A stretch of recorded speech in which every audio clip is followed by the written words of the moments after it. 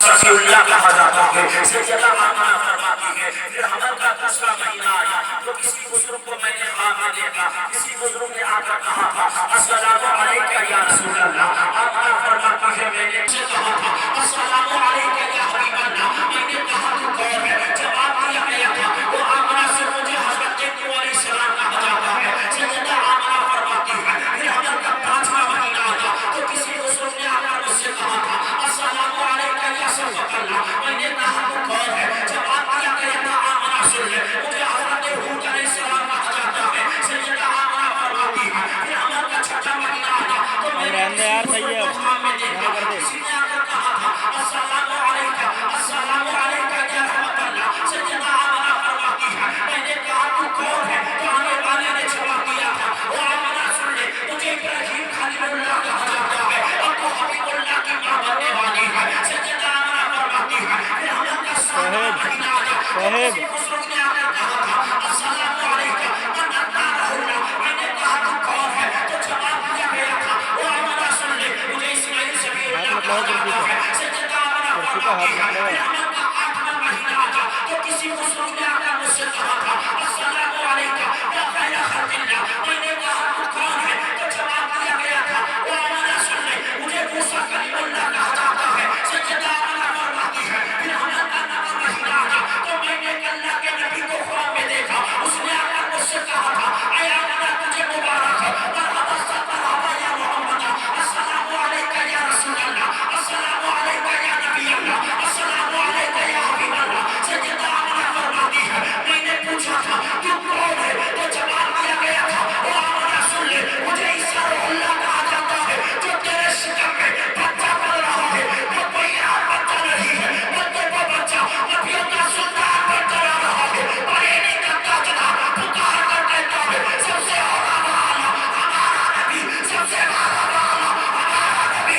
اپنے مولا کا پیارا ہمارا نبی، کون دیتا ہے دینے کو وہ چاہیے دینے والا ہے سچا ہمارا، سب سے اولا والا ہمارا نبی، سب سے والا والا ہمارا نبی، اپنے مولا کا پیارا ہمارا نبی، کونین کا قبلہ ہمارا نبی، اور کون دیتا ہے دینے کو وہ چاہیے اور دینے والا ہے سچا ہمارا نبی، اسے بولے دینے والا ہے سچا ہمارا نبی۔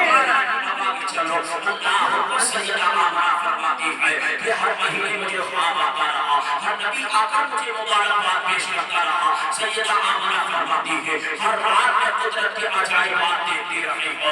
سیدہ آمنہ فرماتی ہے کہ مکہ والے چاندنی میں نہائے ہوئے تھے، میں گھر میں تنہا اکیلی تھی، اللہ پر سیدہ آمنہ فرماتی ہے کہ عبد المطلب کعبے کی دیوار مرمت کر رہے تھے۔ سیدہ آمنہ فرماتی ہے کہ میں گھر میں تنہا اکیلی تھی، ہر رات مجھے خواب آتے رہے، صبح صادق کا وقت تھا، تارا ربیع الاول تھی، دن پیر کا تھا۔ سیدہ آمنہ فرماتی ہے کہ میں گھر میں تنہا اکیلی تھی، مجھے خوف سا محسوس ہوا، وہ آمنہ کا اسی وقت بچے کی پیدائش ہو گئی، وہ آمنہ تو کیا کرے گی؟ سیدہ آمنہ فرماتی ہے جیسے مجھے ذرا سا خوف لگا ہے تو میں نے کیا دیکھا کہ میں جس کمرے کے اندر ہوں اچانک اس کمرے کی دیوار پھٹنا شروع ہوئی ہے، اچانک دیوار پھٹی ہے اور اس میں سے 4 خواتین نظر آئی ہے جو حسن و جمال میں ایک سے ایک بڑھ کر تھی۔ سیدہ آمنہ فرماتی ہے میں نے ایسی خواتین نظر آئی ہے، ایسی خواتین کو دیکھا ہے جو حسن و جمال میں بے مثال تھی، ان میں سے ایک میرے قریب آئی ہے